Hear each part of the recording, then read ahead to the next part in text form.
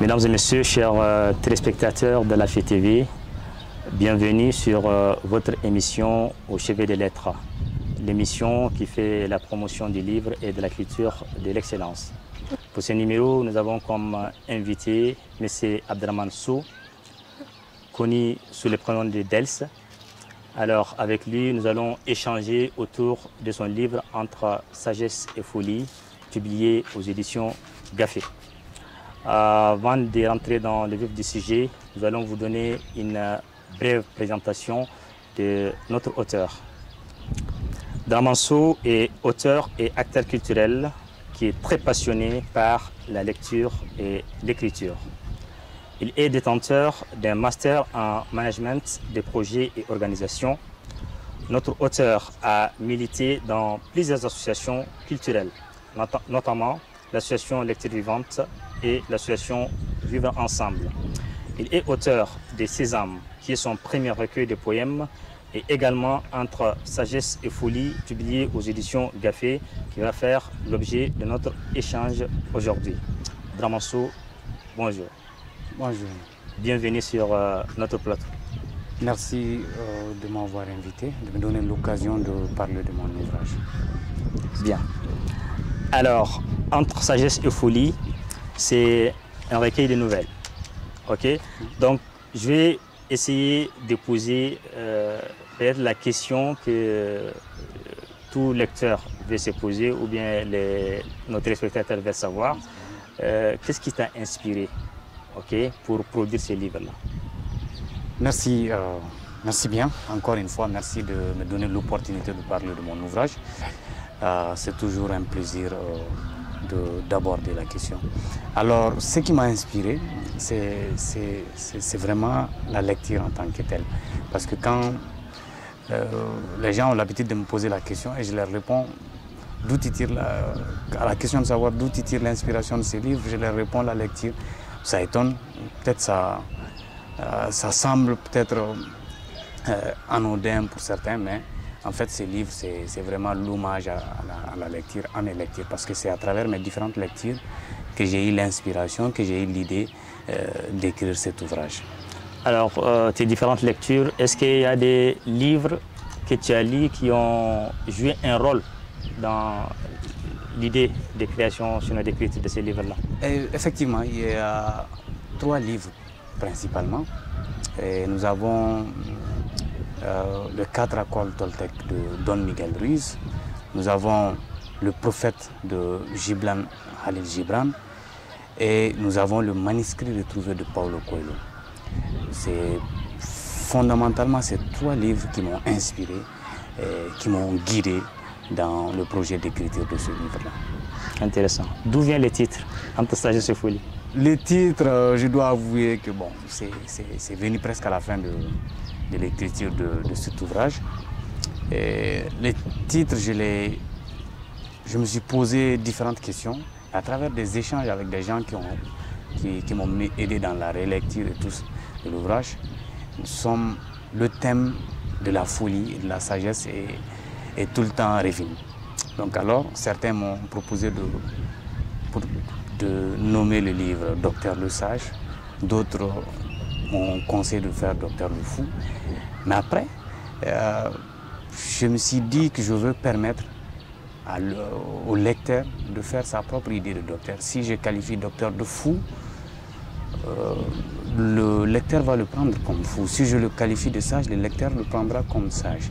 Alors, comme l'être humain aussi entre ces 2 extrémités, à savoir la sagesse et la folie, je me suis dit, nous allons proposer entre sagesse et folie et laisser la liberté au lecteur de faire une idée, de faire sa propre idée sur docteur. Tu as beaucoup parlé de docteur. Le choix même du personnage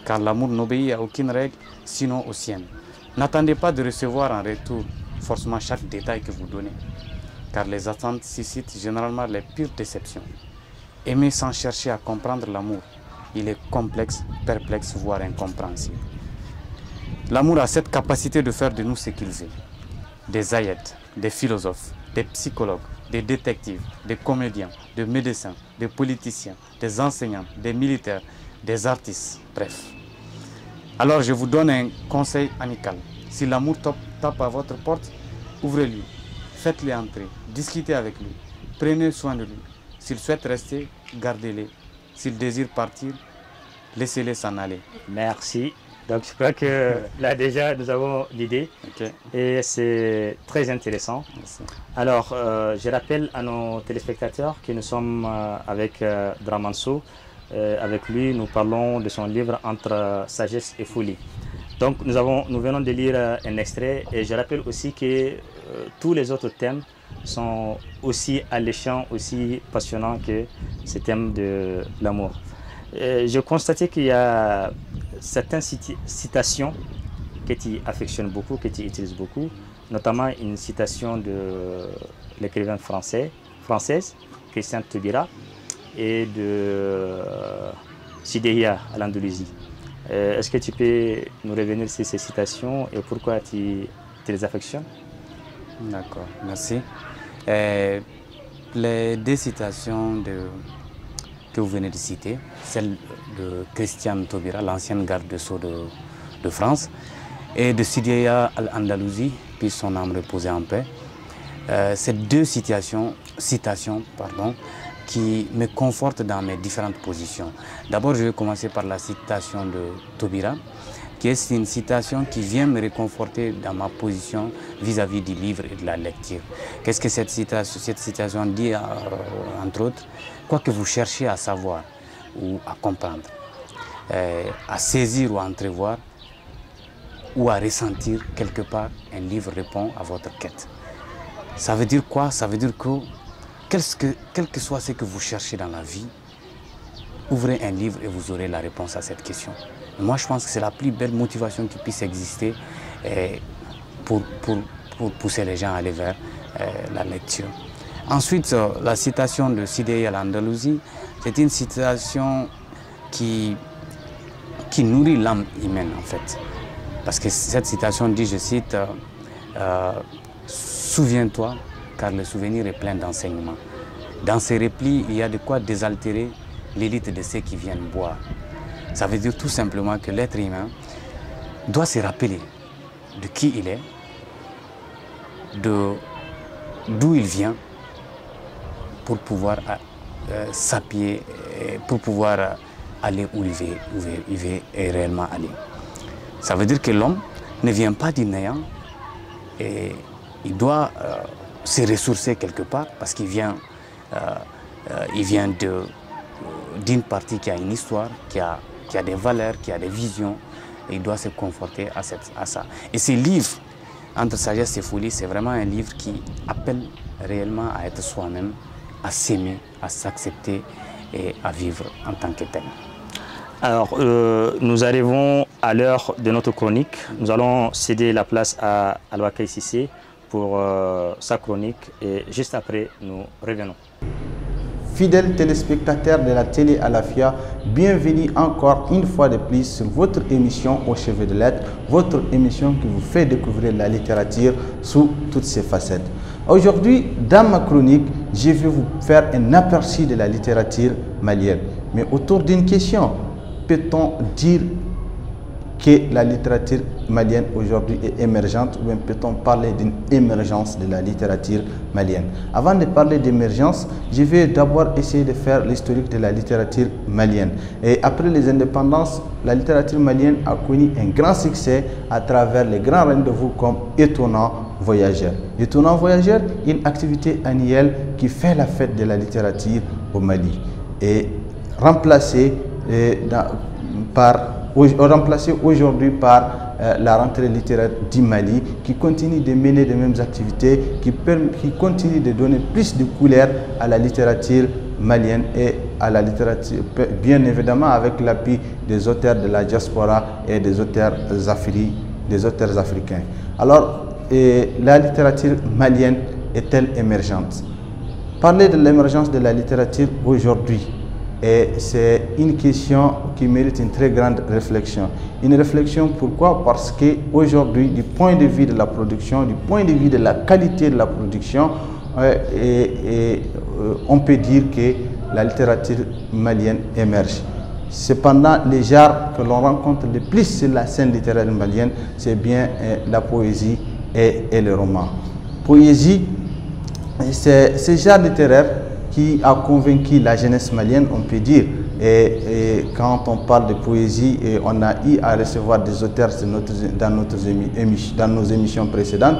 J'ai fait allusion à Modibo Ibrahim Kanfo, à Hamidou Yanogue, à Malik Mbaye et à Handedou Meiga Tassouma et tant d'autres jeunes écrivains maliens qui se sont intéressés à ces genres. Mais aussi les romans. Les romans occupent une très grande place dans la littérature malienne aujourd'hui. Et les romans maliens, on peut dire aujourd'hui, est en déphasage avec nos mœurs et nos traditions. Et beaucoup de romans maliens s'inscrivent dans la logique du nouveau roman. Et on peut dire que les thématiques abordées sont jusque-là très sensibles. Parce que dans les romans maliens aujourd'hui, on voit plus ces désenchantements contre la colonisation, mais on voit des romans qui traitent les problèmes actuels comme l'excision, comme les léviras, comme les mariages forcés. Et Fatoumata Keïta, bien sûr, à travers sa trilogie, couronnée par son roman phare Souffert, nous présente l'excision et nous montre la néfacité de cette pratique ancestrale qui continue de mettre en péril la vie de certaines jeunes filles. Notamment Aïcha Diarra aussi, qui nous parle des marabouts se sont trompés, et aussi Oumar Dedeu à travers son roman Un pan de vie. Paul-Marie Traoré à travers le fils Kabendi nous montre un peu l'importance de la cohésion au sein de la famille et aussi certains faits néfastes, des erreurs qui rattrapent aussi l'humain au cours de sa vie. Donc le roman malien aujourd'hui est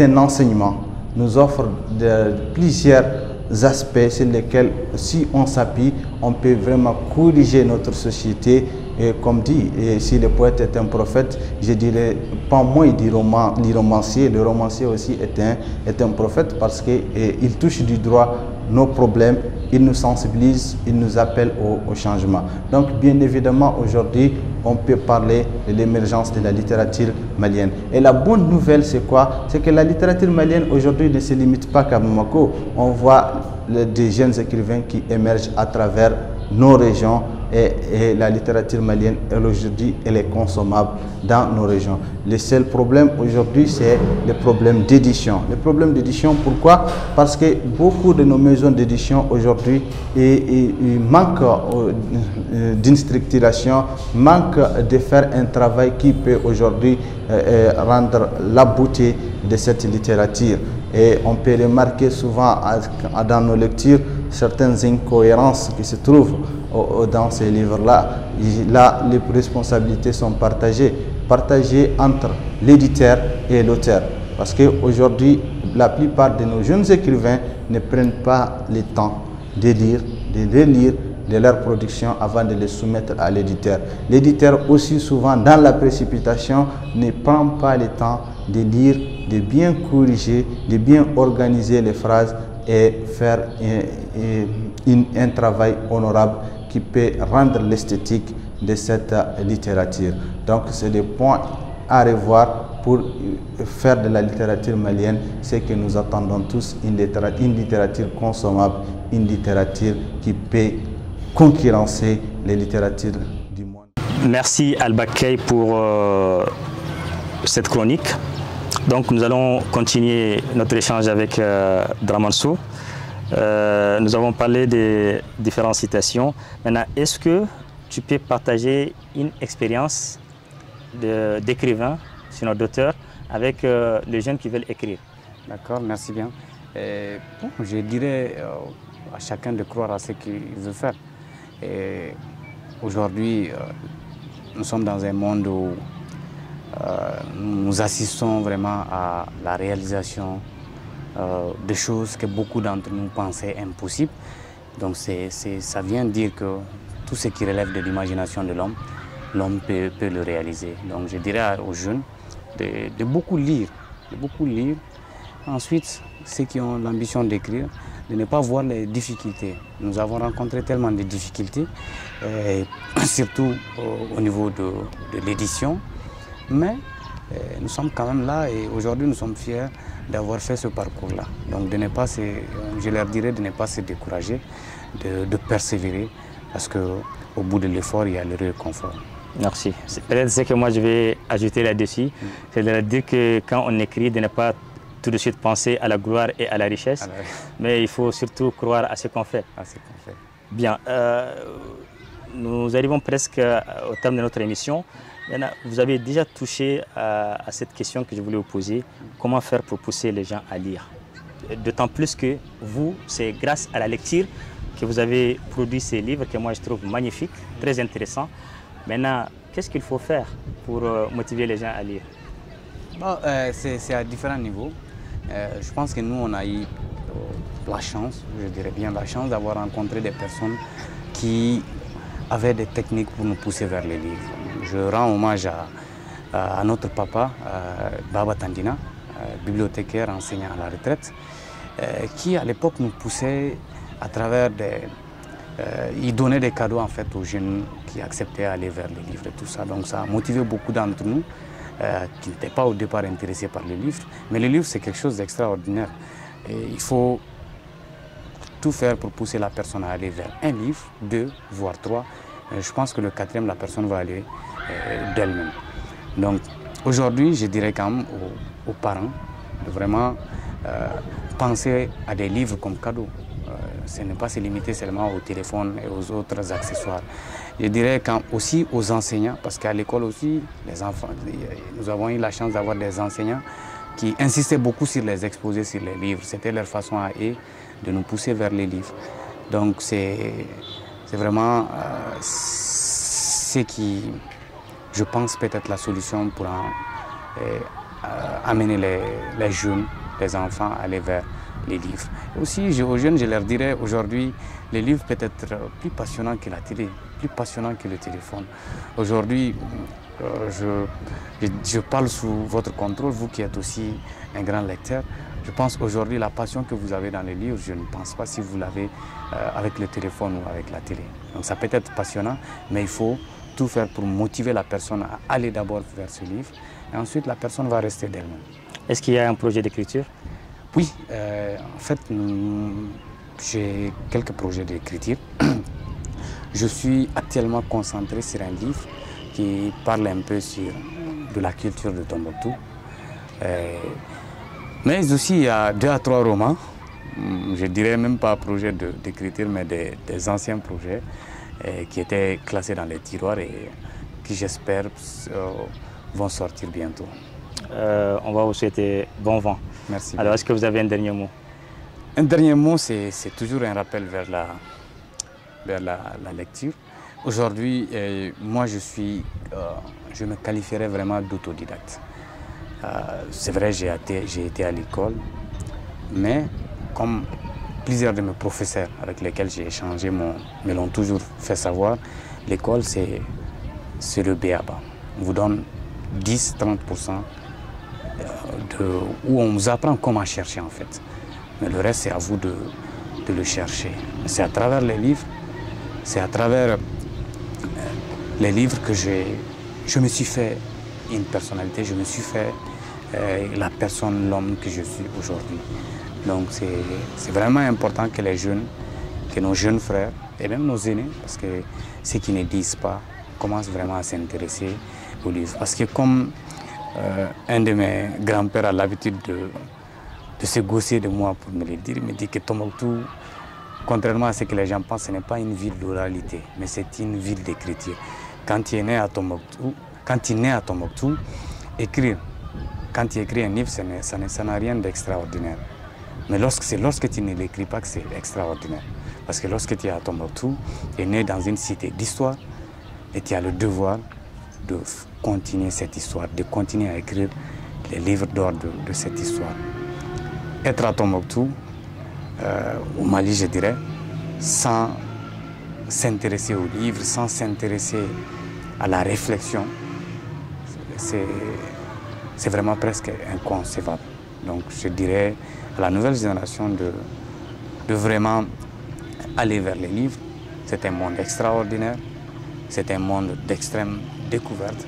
Et en plus, ça te permet même de te sentir à l'aise dans tes différents débats de tous les jours. Parce que lorsque vous avez une culture générale, vous êtes à l'aise lorsque vous parlez avec les gens.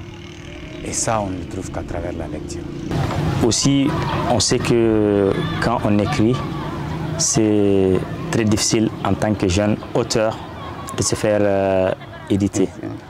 Alors, déjà toi, tu as une expérience là-dedans que tu peux peut-être partager avec nos téléspectateurs, les jeunes qui veulent bien sûr écrire, et aussi nous dire quelles solutions peut-on envisager pour faire que les livres soient à la portée de tous.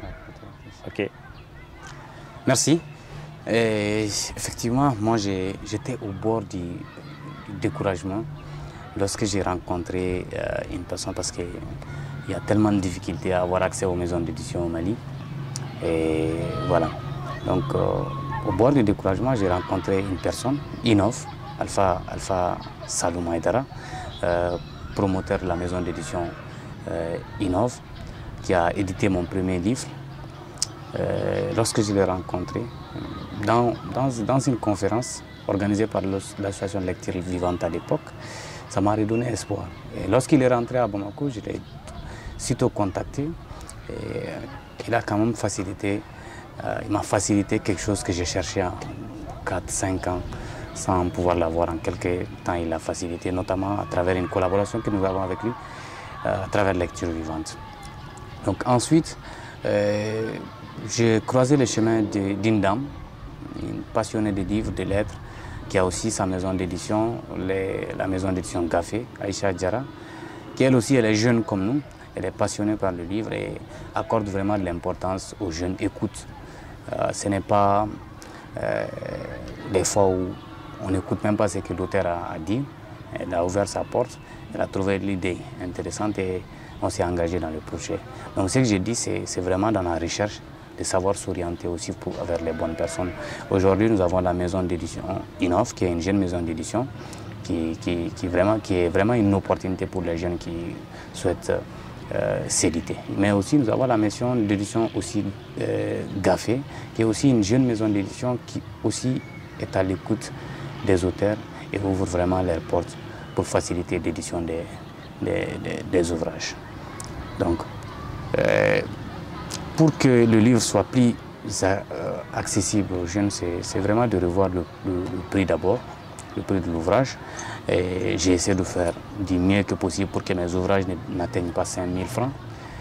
Ça n'a pas été facile, mais comme la motivation y était, avec les promoteurs des maisons d'édition, on a pu avoir des accords. Donc voilà.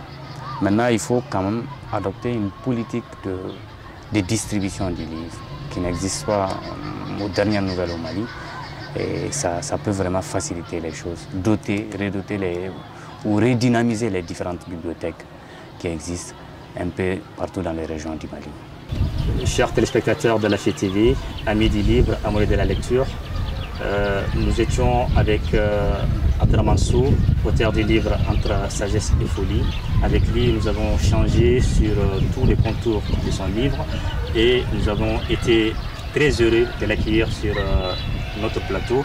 Merci Abdelrahman Sow pour avoir répondu à notre invitation et nous vous donnons rendez-vous la semaine prochaine sur la même chaîne à la même heure. Au revoir.